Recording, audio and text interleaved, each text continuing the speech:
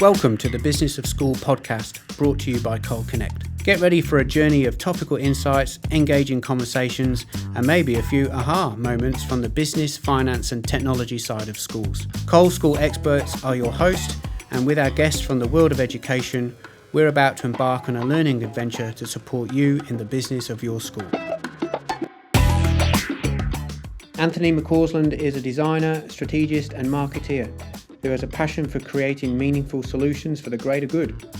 Anthony founded Feasible out of a desire to create a simple solution to help parents understand school fees and also to create a useful tool for assisting schools with their interaction with parents. Welcome, Anthony, to the Business of School podcast. Thanks, Kenton. It's great to be here. Excited to take part. Yeah, we're really looking forward into your insights into what school fee data and trends tell us. So really, first question is, what has been the recent data and your findings on school fee trends? Yeah, well, there's always lots of data floating around and from various sources. And I suppose we pull in a lot of kind of unique data, which we try and surface as much as possible to kind of make it useful for the people within our audience. So I suppose we've gathered data specifically last year to put out in a report for around 21,000 families from across Australia.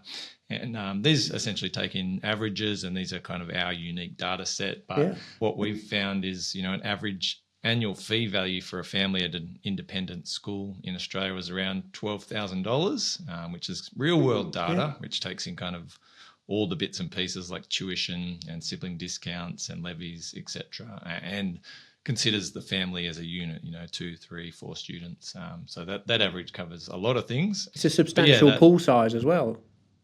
Yeah. Look, we get a lot of data from lots of families that use our fee calculator, and so it's a matter of trying to translate that into meaningful insights. And we kind of get other indicators like just the number of people that are using it and how frequently are using it kind of gives a bit of an indication of growth. And obviously, as we know, there's pretty strong growth across independent school sector at the moment, which is really, really positive. And also get kind of, which we can dig into, data on sentiment and how parents are feeling about the school fees, as we, get live data each day. Excellent. So from the schools that Feasible deals with and that large pool of data that you have, did you gain any unique insights from that 2024 data that you collected, especially around the fee increases that happened at the beginning of the year? Yeah, well, that's often one of the key indicators. The fee increases are always spoken about a lot, but our data is pretty consistent with other findings across Australia and other sources, which kind of indicate the average kind of increase around 6%. As you dig into, and again, this is unique to our schools, you kind of see the extremes of quite high up to 10%, and as you dig a little bit further, you can kind of see which particular grade or year cohorts might be higher than the others, and the ways that schools are kind of uniquely gearing and strategically making decisions around fees, which year group to change. Like we found that kindy was typically lower as an entry year. That makes sense. You want to keep that low, but maybe those mid year 9 and 10 secondary schools are typically more stable in terms of enrolment and retention.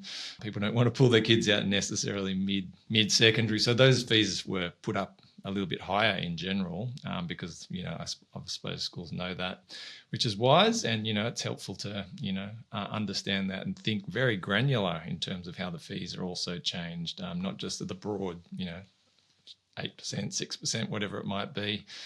So we also see some strategic adjustments around, sibling discounts, which either might have been reduced a little bit to kind of indicate a bigger fee increase, but obviously with a smaller discount, you're still getting extra revenue in the door as a school, or increasing levies here and there, or changing enrolment bonds, all these kind of unique ways that if you kind of dig in a little bit to the data, you can kind of see schools being very strategic, which is wise, in how they manage increases and kind of sensitively do that. Obviously, we're very aware that fees are a very sensitive topic for parents. So we're always big advocates of kind of exposing or making this transparent in terms of, what the costs are actually. So there's that balance between really wise and strategic increases, but also being transparent with your parent community to say, well, this is what we've increased. We've increased our enrolment bond, or we've changed this levy. So communicating that's very important.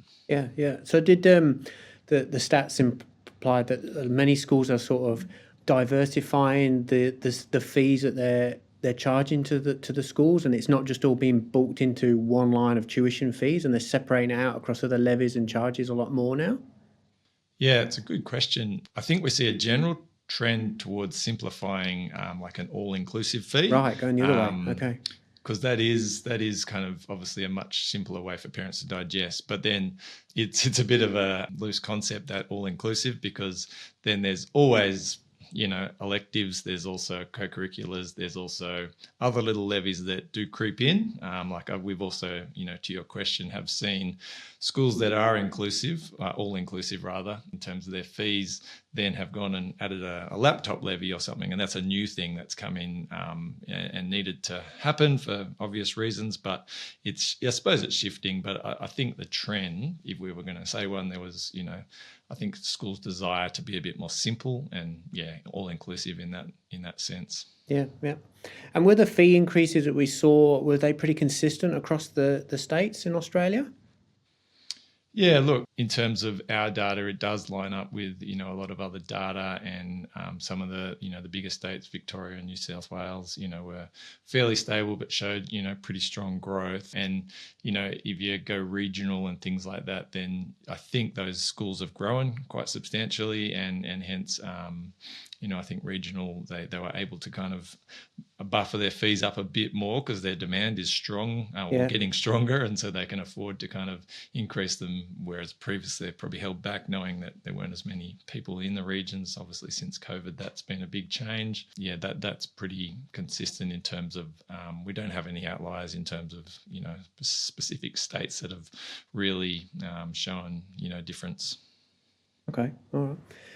So what are some of the main challenges you're hearing from schools when it comes to fees? So, I mean, Cole's school experts, you guys know all too well about the challenges that schools face around payments and fees and processing and debtors and all that sort of late payments. And that's definitely intensified in recent times, hasn't it? Yeah, well, that's right. With the financial circumstances and climate, certainly a hot issue. And so, we don't need to go into that. That's pretty obvious. I'm sure most schools would know that's a big issue. So I suppose one of the interesting things that maybe not quite as obvious is we hear from plenty of enrolments and admissions team about kind of the onboarding on new parents and how many questions they're fielding about fees. So especially if you're a new parent with young kids and haven't really done the independent private school thing, fees can be a bit confusing, especially if there's complex kind of levies and discounts. And so there is a lot of registrars, enrolments teams and finance teams getting questions, fielding lots of questions, spending hours on the phone and emails, handling questions about how much it's going to cost or what's this fee include, and etc. So that's part of what we're trying to do at Feasible, is trying to, help those teams to reduce the workload by giving them the parents a nice tool to understand it. And obviously finance and business teams have a lot of complexity in processing fees. Speaking to a lot of different finance and business teams over the last recent while, we've kind of seen such the vast space of systems and processes and manual spreadsheets that are being used. And again, you guys know this well, but it's pretty obvious that every school's different, and every kind of staff has their own little intricate flow of systems and things that they use. But much of this is quite inefficient and kind of a little bit disjointed and disconnected, which obviously creates cost and overhead for schools in terms of time and labour. So, we're kind of digging into those challenges, which, as you dig in, you can kind of see opportunities for efficiencies where you might be able to help schools to kind of connect systems. And that overflows, I think, to the parent experience, in that it'll hopefully streamline the whole experience and give both the schools and the parents a much more connected and, simple experience to pay for fees or choose their options and things like that. So trying to meet those challenges and draw out some of those manual processes that in some schools have been there for 20 years. They just don't think about it, or it just happens without thinking so much about it. So there's challenges there that people may not even consider a challenge, I suppose. So like in the enrolment process now, if a school is using your feasible tool, like when now typically does the enrolment officer need to get involved in the workflow? Yeah, it's a good question. We find that fees are one of the first things that parents will look at when they're on a school website. So it's very early in the enrolment process or in the enrolment journey. So they'll have looked at the fees either as a PDF or on a school website, as it typically is, or using our fee calculator or something similar before they've spoken to the enrolments team. Yeah. And so I suppose our philosophy is that, we make that simple and quite transparent, laying out what all the costs involve and what all the breakdown of that big figure is and the options that they can pay for. It means that when they do speak to the enrolments team, or they book a tour and they come on the tour, or they have the enrolment interview, whatever it may be, I think they're obviously might check on those things, but they're fielding more questions about probably the more important things like educational, values and nurture and pastoral care and co-curricular, all the subject and academic things that are probably more important than the cost. So that's, I think, so they're more informed and further along with the decision-making process, and that's therefore right. can add more useful and added value questions when they're at that point in front of the enrolment officer at school. Yeah, excellent. And we find that they don't, there's, I suppose, less tire kickers. There's less people come on a tour or a phone call because they've either looked at it and said, oh, we actually can't afford this, so we won't bother pursuing this school any further. Or, they've assessed it and thought, we might actually be able to do this. And so they can dig into the values that are really important about that school and say, okay, this is worth paying $20,000 a year for. So, Yeah, creates efficiency for everyone involved. Yeah. Feasible also interacts with thousands of parents through the fee calculator tool. So have you got any insights that you can share from these parent communications? Is there any trends coming through from these conversations? So we have the privilege of kind of tracking sentiment on our calculator. We have a kind of little feedback tool that allows parents to kind of give us, or give the schools rather, some feedback on how they feel about this fee estimate that they've just run, knowing what they know about the school. Is that a popular tool? Is that does the feedback come through regularly? Yeah, surprisingly, it's a voluntary thing. It's anonymous, and we released it probably 6 or 8 months ago, and it's really been surprising how many people actually voluntarily click on this and give some sort of indication. And it's a rating scale and an opportunity to comment. And it's fascinating to see the comments, and we track that sentiment. We report that back to the schools. And that's helpful for them to compare essentially their perception of how they feel their fees might rate in the market compared to how families actually feel, giving a true and accurate sentiment and say, we actually like the fees or we don't. So that's helpful to schools to kind of digest that as they consider their fee policies and their fee strategies moving forward. Knowing that school fees make up such a large percentage of household income, that sentiment's really helpful to kind of track the gate and gauge how parents are feeling about the overall cost of living pressures, and schools can take that into account. Okay, Anthony, you've mentioned a few times today about transparency with school fees. Can you explain a little bit more why you think this is so relevant to tuition fees in schools? Absolutely. So we're very passionate at Feasible about transparency, fee transparency. That's one of our core values. A core mission is to really, and while we set out to help parents to understand school fees, and so really to improve that experience and really to help schools to build trust from very early on in their enrolment journey with parents and with current parents to really make it a simple and transparent experience at the end of the day. Cost is such a big part of considering in enrolment at a school, so we believe it's in the interest of schools to really explain really clearly, and there's not really much value in kind of hiding fees. And I suppose one of the things that we find is that fees aren't typically really communicated that well across schools traditionally in Australia. You'll always get a PDF on a website, and that's usually fairly helpful. but not always. Even that PDF can be 5 pages long with all these little disclaimers and fine prints and things hidden here and there. And for a busy parent, it's really hard to digest that information and just understand it. So we're very keen to kind of make a really simple experience, which is pretty much lays it out in a transparent way that helps the parent to understand, and it really builds trust for the school. So that's what we're passionate about, and I think it's helpful for both parent and school. Yeah, definitely. Excellent. And is there a trend that implies that schools are becoming a lot more aware of the transparency and are trying to make the process more transparent? Yeah, I think so. Alluding to previous comment around that all-inclusive fee structure, I think that's kind of a step towards saying, look, we include everything in this, top-line fee, and that helps, I suppose, to simplify it so that they can just put out a few figures.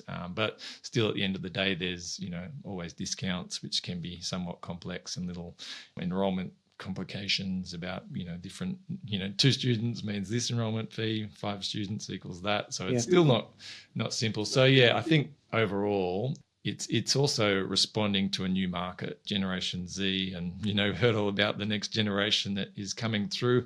They have different expectations to the current and previous generations. So I think schools are responding, but probably need to start to respond a bit faster to be able to meet the new generation, that they're the guys that are going to apply for their schools in the next X years or starting right now. So they expect really simple, innovative online digital experiences. And so if schools are presenting a PDF where the parents have to read 5 pages, you could lose them straight away. You need a bit more interactive tools there. Fair comment. That's good. I just want to talk a little bit more about your annual fee insight report, which you periodically publish and send around, and many of us in the school sector see and read that. What sort of data do you look at in this report? And in your words, how would schools use this report? So it essentially, like I mentioned, I suppose at the top of this call, is that we look at averages across schools in terms of the fees. We take in all our data that is essentially a financial year of data. So we'll be running another report off the back of June this year, 2024.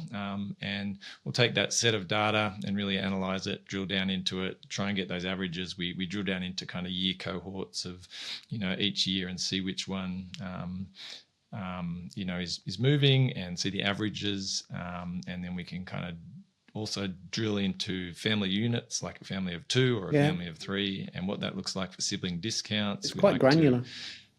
We do like to get into that sibling discount area to see how that impacts, and schools have so many different ways of doing this kind of discounts and other discounts like upfront payments, and there's not really a stack of consistency across those. So it's good to try and pull that together and see what trends are emerging in terms of what structures of discounts are being used, and how that impacts, both the fees and, the family as a unit. So we also like to dig into a bit of geo and demographic data to see enrolment trends, who's doing the research, and where are they, what time, and kind of that sort of data can be helpful for surfacing and thinking about your strategy. So really the reports for business teams and finance teams, and also school marketing and enrolments teams, to be able to plan their strategies moving forward. And if you dig into insights, you think about your things like retention and what impact changing fees every year has on your retention. So it's not just the new families. You kind of got to consider how price impacts your overall cohort of community, both new and old. So hopefully some of these insights, just maybe 1 or 2 little drops of wisdom and pieces of gold that a school could take away and use for their strategies moving forward. Excellent. Yeah, well, we'll look forward to seeing the next publication of that, which I'm sure will be out soon. Thanks, Anthony, for joining us on the podcast today. It really has been quite insightful into the world of school fees. Really appreciate your time. We look forward to catching up with you again soon. Thanks, Kenton, for having me. It's been great to take part. And that's a wrap for this episode of the Business of School podcast. We've enjoyed the conversation today and would love to have you join us for future episodes. Please hit the subscribe button and follow the links below to find more information and resources to support you and your school team. Until next time, keep being innovative, keep being awesome, and remember, there is always opportunity to improve on the journey. Thanks for connecting.